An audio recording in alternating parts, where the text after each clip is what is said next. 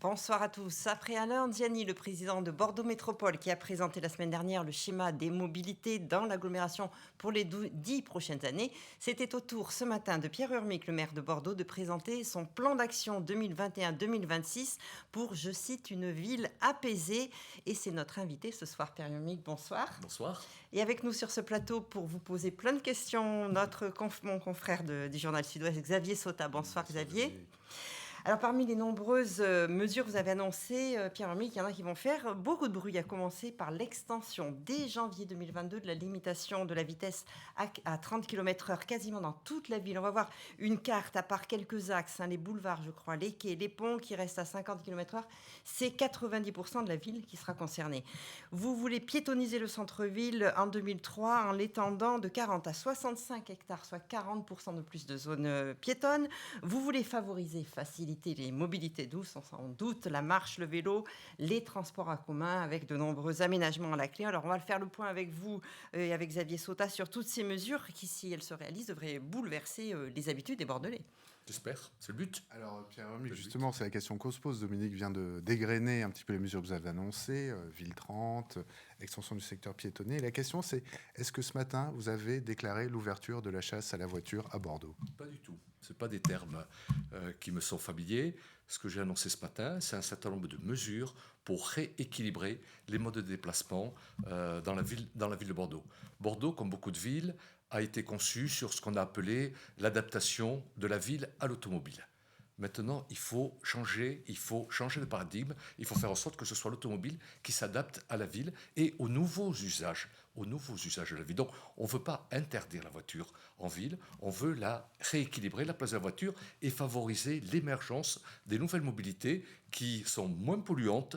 Moi j'en compte beaucoup de Bordelais qui me disent, écoutez, monsieur le maire, moi je ne demanderais pas mieux que circuler davantage à vélo, mais offrez-moi des itinéraires sécurisés. Et là, je vous promets que je vais abandonner ma voiture. Mais moi, je leur dis banco. Ce sont ces nouvelles mobilités que j'ai envie d'encourager dans la ville. Et je crois que les Bordelaises et les Bordelais sont prêts. Vous savez, en ville, la majorité des déplacements, 50% des déplacements, se font sur des distances inférieures à 2 km. C'est quand même... Et là, il y a beaucoup de voitures. Beaucoup de voitures circulent encore en ville sur de courtes distances. Moi, j'ai envie de dissuader tous ceux qui continuent à prendre la voiture pour des courtes distances en ville et progressivement qu'ils aient recours à d'autres mobilités plus adaptées aux impératifs climatiques. On ne le fait pas par... C'est le vélo, c'est la marche, c'est les nouveaux usages. Ça veut dire quoi que, enfin Dominique le disait, le visage de la ville va être totalement transformé, c'est-à-dire moins de place pour la voiture, oui. Beaucoup plus de place pour les vélos. Bien sûr. Ça nous promet des semaines et des années de travaux, ça, et non ? Pas que d'abord, c'est pas que les vélos. J'ai envie de dire, c'est plus de place pour la convivialité. Quand on parle de rue apaisée, c'est une rue où la circulation est limitée. Une rue zone trans, c'est une rue où on introduit plus de convivialité. C'est-à-dire, les rues ne sont pas forcément des routes. Nous, ce que l'on veut, c'est faire des rues où les gens peuvent marcher à pied tranquillement, sans danger. On mettra des arbres, on mettra des bancs, on mettra des fontaines. C'est effectivement, comme vous dites, une reconfiguration de la façon dont on envisage la ville. C'est pour ça qu'on appelle ça une ville apaisée. Je pense que la voiture a un petit peu gangréné l'ambiance urbaine ces derniers temps. Il faut revenir à une ville beaucoup plus apaisée. Et pour ça, il faut limiter la place de la voiture et favoriser l'émergence d'autres mobilités. On ne fait pas que se promener dans une ville. On travaille, on est pressé. Des fois, on doit porter des affaires. On ne veut pas tout faire en vélo, en bus. Mais écoutez... Détrompez-vous, souvent les mobilités émergentes sont pratiquement aussi rapides que la voiture. La voiture en ville, en moyenne, c'est 15 km/h. C'est avec des à-coups, mais la moyenne, c'est 15 km/h. Vélo, c'est 14 km/h. Donc si vous êtes pressé, à mon avis, c'est plus sûr de prendre le vélo. Et souvent, sur de plus courtes distances, vous les faites beaucoup plus rapidement à pied, en transport collectif, qu'en voiture. Donc c'est une nouvelle vision, une nouvelle façon d'appréhender la ville. En tout cas, il faut laisser à toutes ces nouvelles mobilités... favoriser leur émergence, que les gens aient le choix de se déplacer en sécurité, en toute sécurité, autrement qu'en voiture. Mais c'est pas chasser la voiture. Au contraire, dire qu'on va circuler à 30 km/h, c'est favoriser d'une certaine façon la fluidité aussi du trafic automobile. Parce que justement, Pierre Hermic, on le sait, on voit cette situation. Prenons le cas d'un artisan qui doit intervenir sur un chantier à Bordeaux. Alors ça arrive à un certain nombre de personnes. Les artisans ne viennent plus dans le centre de Bordeaux pour travailler parce que la circulation est très compliquée. Là, avec une zone 30, est-ce que le remède n'est pas pire que le mal, au fond. Non, moi, actuellement, vous avez raison, la situation, je l'entends souvent, c'est que c'est la situation actuelle, c'est les artisans. Donc il faut changer, il faut favoriser le stationnement des artisans, c'est ce à quoi nous réfléchissons avec eux. Et puis, je vous le dis, C'est-à-dire ils ont des passes, oui, trouver des solutions avec eux qui leur permettent, nous, notre intérêt, tous bordelais, c'est qu'on continue à avoir des artisans qui viennent chez nous réparer la chaudière et que sais-je. Donc, il faut se dire que la circulation, 30 km, il ne faut pas que ça fasse peur. Ça fluidifie la circulation et surtout, c'est aussi un impératif de santé publique. Les voitures, vous disiez que c'est une mesure qui va faire du bruit. Je tiens à dire aussi que c'est une façon de lutter précisément contre le bruit. Peut-être le paradoxe, il y aura moins de bruit. La ville de Bordeaux est bruyante. Le trafic automobile, surtout les à-coups. En voiture, ce que les gens ne réalisent pas, c'est ça qui pollue essentiellement. Ce n'est pas la fluidité du trafic qui pollue, ce sont les à-coups. Parfois, vous pouvez aller jusqu'à 50. D'autres moments, vous roulez à 5 ou 6 km/h avec des feux rouges qu'on est en train de supprimer. J'espère que les Bordelais observent qu'actuellement, on supprime des feux rouges. Sur l'impact environnemental de la vitesse à 30 à l'heure, on l'a vu, il y a ce rapport du CEREMA qui vient d'être publié, qui dit qu'à 30 à l'heure, les émissions de dioxyde de carbone sont nettement supérieures à un fonctionnement à 70 km/h. C'est une étude en laboratoire, c'est une étude du CEREMA, nous le connaissons, une étude qui a été faite en laboratoire, mais qui ne tient pas compte du fait que fluidifier la circulation, c'est aussi le résultat d'un certain nombre d'expériences de rues limitées à 30 km/h. En fluidifiant, vous limitez les à-coups, vous limitez les bouchons et donc vous limitez la pollution. Et j'ajoute, vous dissuadez aussi certaines personnes, il faut bien le dire, vous dissuadez certaines personnes de prendre la voiture. Et en les dissuadant, écoutez, vous limitez également la pollution qu'ils occasionnaient. Alors là, vous le faites pour la ville de Bordeaux, mais ça n'impacte pas seulement les Bordelais. Tous les habitants de la métropole, voire des communes voisines, sont concernés par les mesures que vous allez prendre sur Bordeaux. Est-ce que vous êtes concerté avec les autres maires ? Non, mais les autres maires peuvent adopter la même solution chez eux. Je sais qu'il y en a certains qui y songent, mais si vous devez attendre une solution métropolitaine, autrement dit, vous ne le ferez jamais.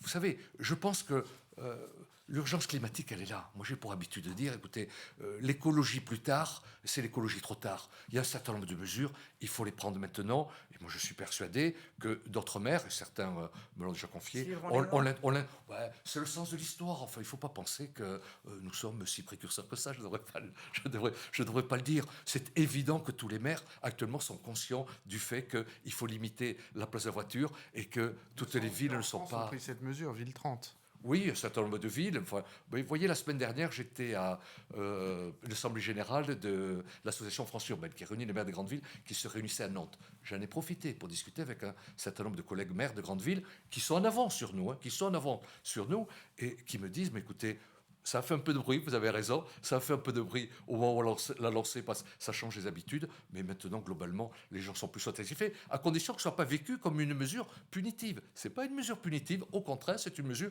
d'encouragement. Puis nos rues seront plus belles, si ce ne sont pas des routes. Le temps qu'elles soient plus belles, il va falloir subir des mois de travaux, non ? Il y aura des travaux, oui. Moi, je suis le premier à trouver qu'il y a beaucoup de travaux. Mais dans les travaux, vous savez, il y a surtout des travaux de réseau au Bordeaux qui sont très pénalisants et très longs. Là, je ne pense pas qu'il n'y aura pas besoin de travaux de réseau, je suis sûr, pour décréter qu'on circulera à 30 km/h dans une ville. Et pour faire des aménagements, pour planter des arbres, pour mettre une fontaine, pour mettre des bancs, je ne pense pas que les travaux soient très lourds. J'ai aussi ce souci-là d'épargner aux Bordelais des mois, voire des années de travaux. Donc, je suis parfaitement conscient de l'impact. Avec ces mesures, vous pensez tenir enfin votre marqueur politique de la bascule de Bordeaux dans le camp écologiste ? Je pense qu'il y a plusieurs marqueurs quand vous êtes maire écologie. Moi, j'ai tendance à penser que marqueur, c'est Bordeaux grandeur nature, c'est-à-dire qui consiste à dire nous devons végétaliser impérativement une ville trop minérale. Pour moi, c'est un véritable marqueur de dire pour l'adapter aux contraintes du changement climatique, nous devons la végétaliser. Nous avons un plan d'envergure que nous avons appelé Bordeaux grandeur nature, parce que je dis, il est temps de faire les choses en grand aussi. Et moi, je pense que c'est un marqueur. Mais la circulation, vous avez peut-être raison, c'est peut-être vous qui avez raison, c'est peut-être aussi un marqueur important. Vous êtes prêt à encaisser le choc, parce qu'on le sait, la voiture, c'est pas le dernier repli du conservatisme, mais pas loin. Mais ça risque de coincer un petit peu, quoi. Oui, mais bon, quand vous êtes maire aussi, je pense de temps en temps, il faut avoir aussi le courage de prendre un certain nombre de mesures. On ne peut pas, pendant tout l'été, pleurer en lisant le rapport du GIEC, en disant il faut limiter nos émissions de gaz carbonique. Et puis, une fois revenu, je dirais, à la ville de tous les jours, dire, mais non, on change rien, on continue à circuler en voiture comme avant, etc. Non, je pense qu'on ne peut pas se permettre ce luxe de ne pas tenir compte des avertissements que nous donne la nature et des avertissements que nous donnent des organismes aussi sérieux que le GIEC qui nous dit, vous devez repenser vos mobilités. Mais écoutez, c'est ce qu'on fait à Bordeaux avec un souci de cohérence. Mais ça privilégie pas plus les Bordelais que ceux qui vont être plus pénalisés hors Bordeaux, forcément, tous ces gens qui viennent à Bordeaux, qui viennent travailler à Bordeaux. Non, je ne vois pas en quoi ils seront payés. S'il y a moins de bouchons, puis eux aussi, il faut qu'ils s'habituent à adopter d'autres mobilités. Hein. Je pense, je suis pas un maire de Bordeaux égoïste, je suis aussi un élu métropolitain, donc je me soucie de la façon dont on peut accueillir les autres habitants de la métropole. Je pense qu'eux aussi, comme les Bordelais, vont s'habituer à ce nouveau paysage urbain, plus végétalisé, plus convivial, et eux aussi, je pense, pour beaucoup d'entre eux, sont prêts à changer leurs habitudes. Alors, il y a une autre mesure qui va pénaliser certains automobilistes et pas les plus favorisés. Ça ne dépend pas que de vous. C'est la mise en place des ZFE, les zones de faible émission. C'est-à-dire que tous les véhicules considérés comme polluants ne pourront plus rentrer dans une zone qui sera l'intra-rocade. Alors on en reparlera peut-être, c'est 14 communes qui sont concernées. Donc c'est une obligation légale, mais vous n'étiez pas obligé de l'appliquer avant 2025. Et vous prenez les devants, vous voulez la mettre en œuvre dès 2022. Pourquoi il y avait urgence? Parce que, non, avant d'être une obligation légale, pour nous, c'est une obligation sanitaire. C'est-à-dire la pollution, l'État a fini par l'imposer, le législateur a fini par l'imposer. C'est que vraiment, la France était régulièrement épinglée, d'abord par l'Europe en disant « vous ne luttez pas de façon suffisamment efficace contre la pollution de l'air dans vos villes ». Donc, obligation sanitaire. Il y a à peu près 600 Bordelais qui meurent, métropolitains, qui meurent chaque année suite à des affectations pulmonaires, cardiovasculaires, qui sont directement liées à la pollution de l'air par le trafic automobile. Donc cette obligation-là, nous l'avons, il faut limiter les véhicules polluants, mais nous le faisons. Quand même, comme retour de bâton, vous l'avez dit vous-même, il y a un risque d'injustice sociale. Alors, comment ils vont faire les gens qui... C'est pour ça que nous sommes en train d'étudier actuellement la façon dont nous pourrons inciter les Bordelais à changer de véhicule pour adopter des véhicules plus compatibles avec ces prescriptions. Mais vous savez, ça se fait déjà. Comment ? Des aides financières pour les... Oui, bien sûr. Il y a des aides financières de l'État qui ont été encore renforcées. Non, mais la loi climat résilience qui a été votée cet été a prévu de nouvelles dispositions financières, notamment des prêts à taux zéro pour ceux qui sont prêts à changer de motorisation de véhicules. Et nous, métropole, on accompagnera également les habitants de la métropole qui seront pénalisés par ces aides-feu. C'est tout l'objet du débat qu'on a actuellement avec tous les maires concernés. Mais nous sommes obligés de le faire sur une... je dirais, superficie assez significative. C'est pour ça que nous avons choisi l'intra-rocade, comme ça a été fait à Toulouse d'ailleurs aussi. Alors, il nous reste très peu de temps, Pierre Hermic, mais on parlait d'inégalité, d'injustice. Une dernière question liée au stationnement. Alors, évidemment, tout le détail de vos mesures sera évidemment développé dans nos colonnes de main dans Sud-Ouest, mais sur le stationnement en tant que tel, est-ce que vous allez mettre fin à cette inégalité qui existe entre les quartiers de Bordeaux, puisque la plupart sont en stationnement résident payant, hors de quartiers échappent à la règle, Saint-Augustin et Codéran. Quid de ces deux quartiers? Est-ce qu'ils vont passer au payant? Alors, nous raisonnons pas par quartier, nous raisonnons rue par rue.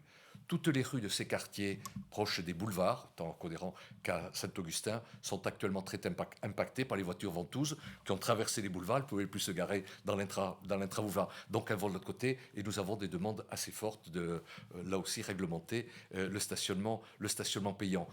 Donc nous sommes en train de le faire, mais nous le faisons, donc, je dirais, pas sur un périmètre de quartier. Nous faisons du sur-mesure, de la dentelle, et nous le faisons à l'issue d'un questionnaire que nous sommes actuellement en train de distribuer porte par porte avec un distributeur patenté qui va nous aider d'ailleurs à réaliser les résultats, rue par rue, porte par porte. Et c'est à l'issue du dépouillement de ce questionnaire que nous prendrons des décisions concernant ces rues qui sont limitrophes des boulevards. Décision quand ? Alors, la fin de l'année, je pense que les résultats du questionnaire, on devrait les avoir fin novembre. Et je pense que début de l'année prochaine, nous serons opérationnels pour ces quartiers. Mais on raisonne pas pour ces rues, pardon. On raisonne pas par quartier. Parce que c'est sûr que les endroits éloignés des boulevards de Saint-Augustin et de Codéran ne sont pas tellement concernés par les voitures ventouses. Je suis désolée.